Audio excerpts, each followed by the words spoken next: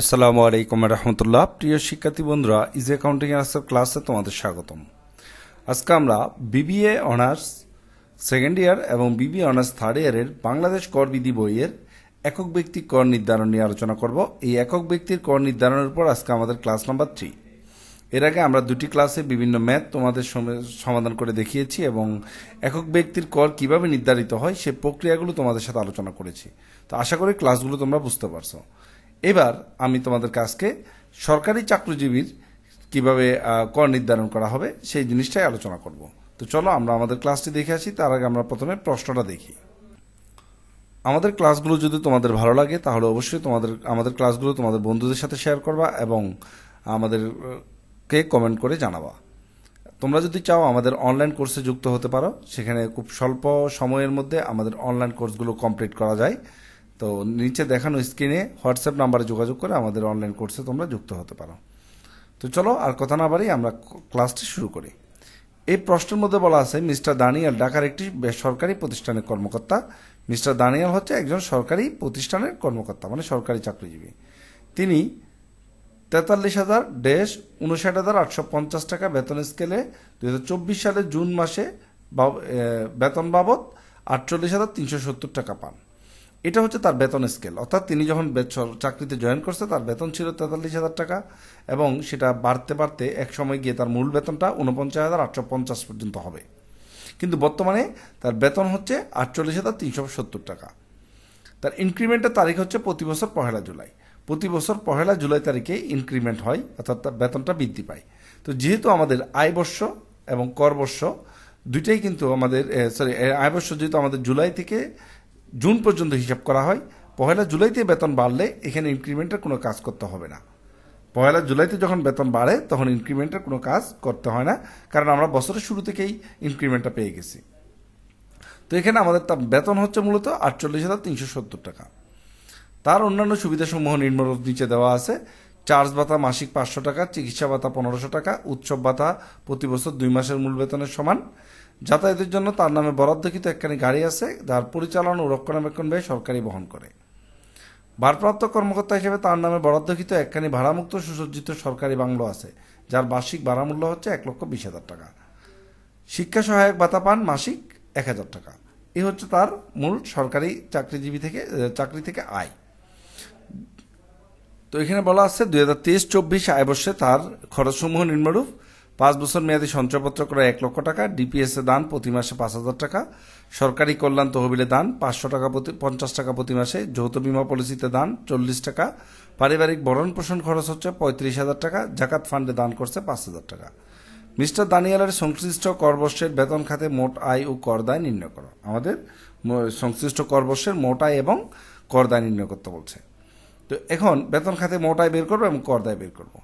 তো প্রথমে আমরা প্রশ্নটা পাশে রেখে তার মোট আয়টা বের করে নিয়েছি। এখানে দেখো আমরা আয়বর্ষ লিখেছি 2023-24 আর করবর্ষ হচ্ছে 24-25। এখানে আমাদের যেহেতু তিনি সরকারি চাকরিজীবী, তার ফরম্যাটটা হচ্ছে আয়ের পরিমাণ বের করেছি, কর অব্যাহতিপ্রাপ্ত আয় বের করেছি এবং নিট করযোগ্য আয়। আমরা জানি সরকারি কর্মচারীর ক্ষেত্রে মূল বেতন এবং উৎসব বোনাস, অগ্রিম বেতন এগুলো বাদ দিয়ে বাকি সবগুলোই কিন্তু অব্যাহতিপ্রাপ্ত আয়। সেজন্য আমরা এখানে মূল বেতনকে নিট করযোগ্য আয়ের মধ্যে আনছি এবং উৎসব বোনাসকে করযোগ্য আয়ের মধ্যে আনছি, বাকিগুলো অব্যাহতিপ্রাপ্ত আয়। তার মানে আমাদের করযোগ্য আয় হচ্ছে এখানে 6,77,180 টাকা। এটা তোমরা যারা আমাদের বেতন খাতের আয়ের ক্লাসগুলো কমপ্লিট করেছো তারা এই জিনিসগুলো জানতে পারবা। সেখানে আমাদের এই ব্যাপারগুলোতে ডিটেলস আলোচনা আছে। তো আমরা এখানে করযোগ্য আয় পেয়ে গেছি 6,77,180 টাকা।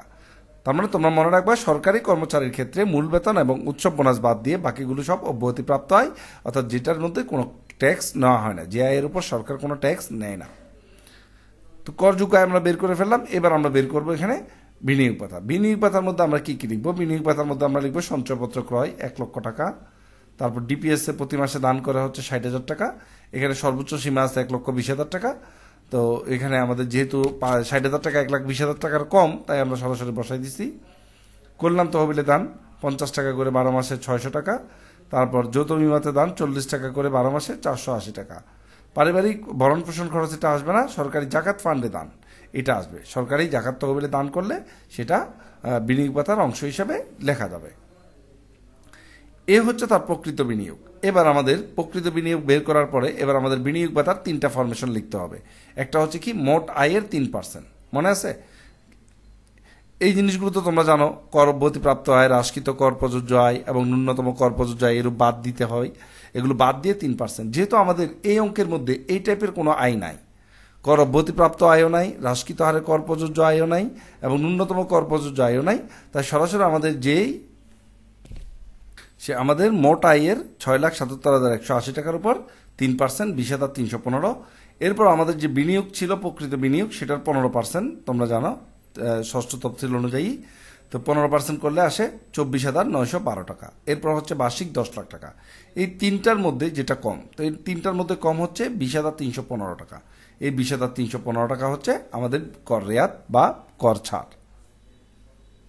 এই নিয়মগুলো তোমাদের আমি বেতন খাত থেকে শুরু করে চাকরি হতে আয় থেকে শুরু করে একেবারে একক ব্যক্তির কর নির্ণয়ের যে দুটো ক্লাস করাইছি সেখানেও তোমাদের এই জিনিসগুলো আলোচনা করেছি। তাই আমি এগুলো একটু দ্রুত তোমাদের আলোচনা করে দিচ্ছি যাতে ক্লাসটার পরিধিটা কমে যায়। তো আশা করি তোমরা এটা বুঝতে পারছো। কর রেয়াতের পরিমাণ হচ্ছে 20,315 টাকা। এবার আমরা চলে যাব কর দায়ে। তো আমাদের মোট আয় ছিল কত? আমাদের মোট আয় ছিল 6,77,180 টাকা। এটার উপর আমরা এখন কর দায় নির্ণয় করব। তো কর দায়ের আমরা এখানে ছক করলাম। এবার আমরা প্রথমে 3,50,000 টাকার উপর 0%, তারপর 1 লাখ টাকার উপর 5%, এরপর অবশিষ্ট যে 2,27,180 টাকা আছে সেটার উপর আমরা 10% কর ধরলাম। তো এই করটা ধরার পরে আমাদের টোটাল কর আসছে হচ্ছে 27,717 টাকা। এখানে আমাদের কর ফেরত আসছিল, কর রেয়াত আসছিল 20,315 টাকা, যেটা একটু আগে আমরা বের করছিলাম। এবার আমরা মোট কর দায় থেকে যদি এই কর রেয়াতটা বাদ দিই, আমাদের যে অ্যামাউন্টটা আসে সেটাই হচ্ছে আমাদের নেট কর দায়। এইভাবেই তোমরা একজন চাকরিজীবীর শুধুমাত্র চাকরি হতে আয় যদি থাকে, অন্য কোনো খাতের আয় না থাকলে খুব সহজে কর দায় নির্ণয় করতে পারো। তাহলে এই যে প্রথম ক্লাস এবং দ্বিতীয় ক্লাসে আমরা আলোচনা করেছিলাম, অনেক বড় একটা প্রক্রিয়ার মধ্য দিয়ে গেছিলাম কর দায়টা নির্ণয় করা, আর এই অঙ্কে খুব ছোট হয়ে গেছে। এটা কারণ কি?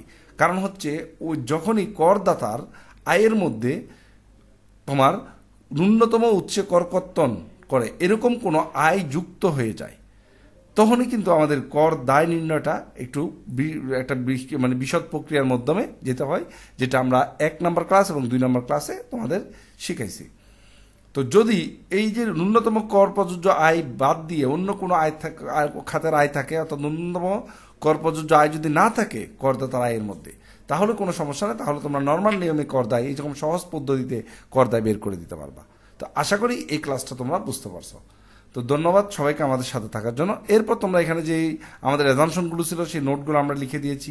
যেহেতু এখানে বরাদ্দকৃত একটা গাড়ি ছিল, গাড়িটা কত সিসির সেটা বলা নাই, সেই জন্য আমরা ধরে নিচ্ছি এটা 2,000 সিসির কম ছিল, তাই এটাকে আমরা 10,000 করে প্রতি মাসে 20,000 টাকা 1,20,000 টাকা আয়ের সাথে যুক্ত করছিলাম। এই নিয়মগুলো তোমরা একটু দেখে নিবা। তো আশা করি এই নিয়মগুলো ফলো করলে তোমরা খুব সহজেই ম্যাথগুলো সলভ করতে পারবা। ধন্যবাদ সবাইকে আমাদের সাথে থাকার জন্য এবং ক্লাসটি দেখার জন্য।